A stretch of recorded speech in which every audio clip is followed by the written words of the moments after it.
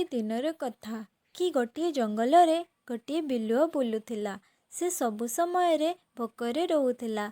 से बहुत किछि खाद्य खाए हेले ता भोक केबे हेले कमु नथिला। अरे मते तो पुणी भोक लागिलाणी। ସେଥିପାଇଁ ସେ ଦିନ ରାତି ଶିକାର କରି କରି ଜଙ୍ଗଲରେ ଘୁରି ବୁଲୁଥାଏ। ଗୋଟିଏ ଦିନ ଭୋକିଲା ବିଲୁଆ ଗୋଟିଏ ଛୋଟ କୁଡ଼ିଆ ଦେଖିଲା। ସେ ସାବଧାନ ସହ ଆଉ ଲୁଚି ଲୁଚି ସେଠାକୁ ଗଲା। ପାଖକୁ ଗଲା ବେଳେ ସେ ଗୋଟିଏ ଗଛ ପାଖରୁ ଦେଖିଲା କି କୁଡ଼ିଆରେ ଗୋଟିଏ ଛେଳି ମା ଆଉ ତାର 7ଟି ଛୁଆ ରୁହନ୍ତି।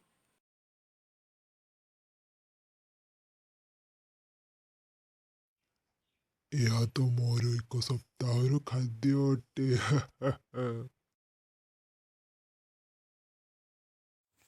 ଦୁଷ୍ଟ ବିଲୁଆ ସକାଳ ହେବାର ଅପେକ୍ଷା କଲା।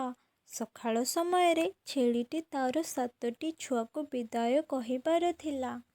ମୋ ପ୍ରିୟ ଛୁଆମାନେ, ମୁଁ ବାହାରକୁ କିଛି ସାମଗ୍ରୀ ଆଣିବାକୁ ଯାଉଛି। ତମେମାନେ ବହୁତ ସାବଧାନ ସହ ରହିବ। ଠିକ୍ ଅଛି ମା। ଏତିକି କହି ଛେଳି ମାଟି ଘରୁ ବାହାରି ଗଲା। ଆଉ ବିଲୁଆଟି ଲୁଚି ଲୁଚି ଏହା ସବୁ ଦେଖୁଥିଲା। ହଠାତ୍ ସେ ବିଲୁଆ ଗଛ ପାଖରୁ ବାହାରି ଗଲା। କିନ୍ତୁ ଛେଳି ଛୁଆମାନଙ୍କୁ ବୋକା ବନେଇବା ସହଜ ନଥିଲା। ହଁ, ସବୁଠୁ ଭଲ ଉପାୟ ହେଲା ଏମାନଙ୍କୁ ଖାଇବା ପାଇଁ ହେଲେ ମତେ ପ୍ରଥମେ ମୋ ଭେଷ ବଦଳାଇବାକୁ ପଡ଼ିବ। ବିଲୁଆଟି ସବୁଠୁ ଆଗ ତାର ପୁରୁଣା ପୋଷାକ ପିନ୍ଧିଲା। ସେ ତାର କାନ ତଳକୁ କରିଦେଲା। ଆଉ ସେ ଗଛ ସାହାଯ୍ୟରେ ତାର ନକଲି ଶିଙ୍ଘ ଲଗାଇଲା। ଏହାପରେ ସେ ଅଟା ଦ୍ୱାରା ତାର ଗୋଡ଼ ଭରିଦେଲା। ଆଉ ସେ ଗୋଟିଏ ଜାଗାରୁ ଆପେଲ ପାଏ ଚୋରି କରିନେଲା।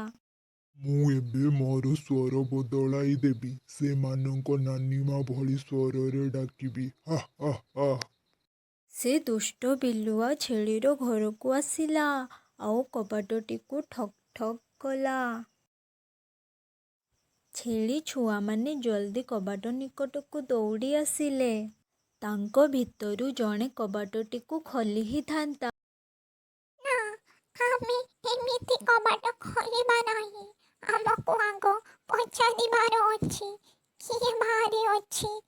ମୁଁ ଅଛି ମୋର ପ୍ରିୟ ପିଲାମାନେ, ମୁଁ ତମର ନାନୀ ମା। ଆମ ନାନୀ ମା ତ ବହୁତ ଦୂରରେ ରୁହନ୍ତି। ତମେ ଆମ ନାନୀ ମା କେବେ ହୋଇପାରିବ ନାହିଁ। ଆରେ ପିଲାମାନେ, ମୁଁ ବହୁତ ଦୂରରୁ ଆସିଛି ତମମାନଙ୍କୁ ବୁଲେଇ ନେବା ପାଇଁ। ଏବେ ତ କବାଟ ଖୋଲିଦିଅ। ଛେଳି ଛୁଆମାନେ କବାଟ ତଳୁ ଗୋଡ଼ ଦେଖିଲେ। ଦେଖ, ତାଙ୍କ ଗୋଡ଼ ତ ଆମ ଭଳି। ହଁ, କିନ୍ତୁ ତାର ନଖ ବହୁତ ବଡ଼ ଅଟେ, ବିଲୁଆ ଭଳି। ଯେତେବେଳେ ଛେଳି ଛୁଆମାନେ କବାଟ ଖୋଲିଲେ ନାହିଁ, ସେତେବେଳେ ବିଲୁଆଟି ସେମାନଙ୍କୁ ଆପେଲ ପାଏର ବାସ୍ନା ଶୁଙ୍ଘାଇବାକୁ ଲାଗିଲା। ଦେଖ ପିଲାମାନେ, ମୁଁ ତମ ପାଇଁ କେତେ ଭଲ ଆପେଲ ପାଏ ଆଣିଛି। ସେମାନେ ବାସ୍ନା ଶୁଙ୍ଘିଲେ ଆଉ କବାଟଟିକୁ ଖୋଲିଦେଲେ। କେହି ଜାଣିପାରିଲେ ନାହିଁ କି ସେ ଗୋଟିଏ ବିଲୁଆ ଅଟେ। ଚାଲ ନାନୀ ମା, ଜଲ୍ଦି ବୁଲିବାକୁ ଯିବା। ତାପରେ ଆପେଲ ପାଏ ଖାଇବା।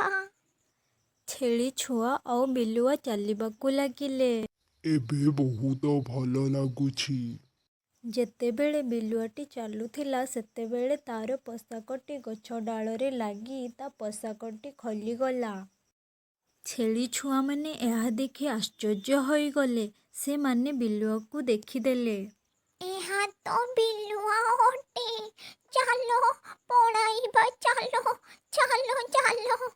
ବିଲୁଆଟି ବୁଝିଗଲା କି ସେ ଧରା ପଡ଼ିଗଲା, ତ ସେ ଆଉ ଥରେ ଆଗ ଭଳି ହୋଇଗଲା। ସେ ଛେଳି ଛୁଆମାନଙ୍କୁ ଧରିବାକୁ ଲାଗିଲା। ସେ ଗୋଟେ ଗୋଟେ କରି ସବୁ ଛେଳି ଛୁଆମାନଙ୍କୁ ଧରିଦେଲା।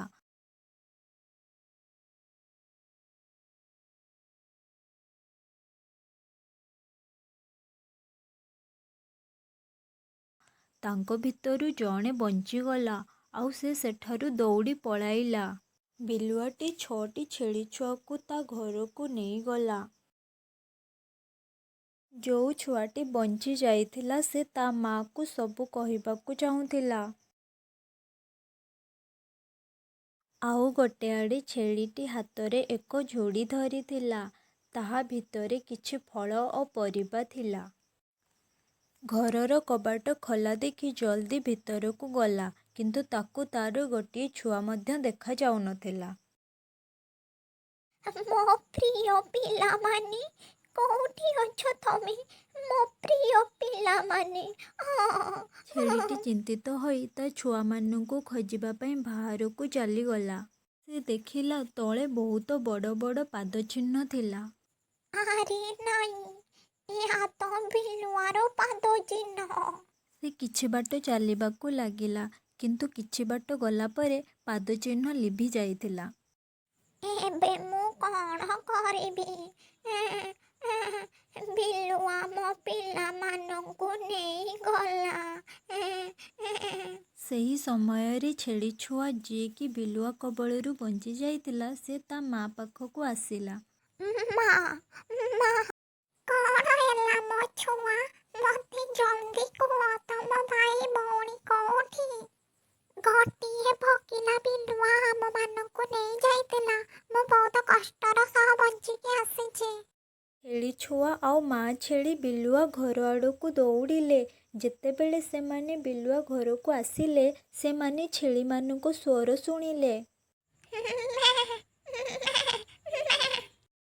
ମା ଛେଳି ଆଉ ତା ପିଲା ଏକ ଉପାୟ ବନାଇଲେ, ଯାହାଦ୍ୱାରା ସେମାନେ ଛେଳି ଛୁଆମାନଙ୍କୁ ବଞ୍ଚାଇ ପାରିବେ। ଦୁଇଜଣ କବାଟ ପାଖରେ ଛିଡ଼ା ହେଲେ ଆଉ ତାଙ୍କ ହାତ ଦ୍ୱାରା ଗୋଟିଏ ବିଶାଳ ଭାଲୁର ଛାଇ ବନାଇଲେ। ଘର ଭିତରେ ବିଲୁଆଟି ଛେଳି ଛୁଆମାନଙ୍କୁ ଖାଇ ହିଁ ଥାନ୍ତା, ହେଲେ ସେ ବିଶାଳ ଭାଲୁର ଛାଇ ଦେଖିଦେଲା। ଆରେ ଏହା କ'ଣ? ଏହା ତ ଭାଲୁ ଲାଗୁଛି। ମୁଁ ଏକ ବହୁତ ବିଶାଳ ଭାଲୁ ଆଉ ଭୋକିଲା ଭାଲୁ ଅଟେ। ଏଠାରେ ନିହାତି ଛେଳି ଅଛନ୍ତି, ଯାହାକି ମୋର ପେଟ ଭରିଯିବ। ଏହା ଶୁଣି ବିଲୁଆଟି ଡରିଗଲା। ମୁଁ ଏଠାରୁ ଜଲ୍ଦି ପଳାଇବି। ଆରେ ମୋତେ ଭାଲୁ ଖାଇଦେବ। ମୋତେ କେହି ସାହାଯ୍ୟ କର। ଭାଲୁ ମୋତେ ଖାଇଦେବ। ପଳାଅ, ପଳାଅ। ବିଲୁଆକୁ ଦୌଡ଼ିବାର ଦେଖି ଛେଳିମାନେ ବାହାରକୁ ଆସିଲେ ଆଉ ତାଙ୍କ ମାଆଙ୍କୁ କୁଣ୍ଢାଇ ପକାଇଲେ। ମା, ମା, ତମେ ଆସିଗଲ। ଆମେ ବହୁତ ଖୁସି ମା, ମା, ମା, ମା, ମା। ଏହାପରେ ଛେଳି ଓ ଛେଳି ଛୁଆମାନେ ଜଙ୍ଗଲରେ ବହୁତ ଖୁସିର ସହ ଜୀବନ ବିତାଇବାକୁ ଲାଗିଲେ।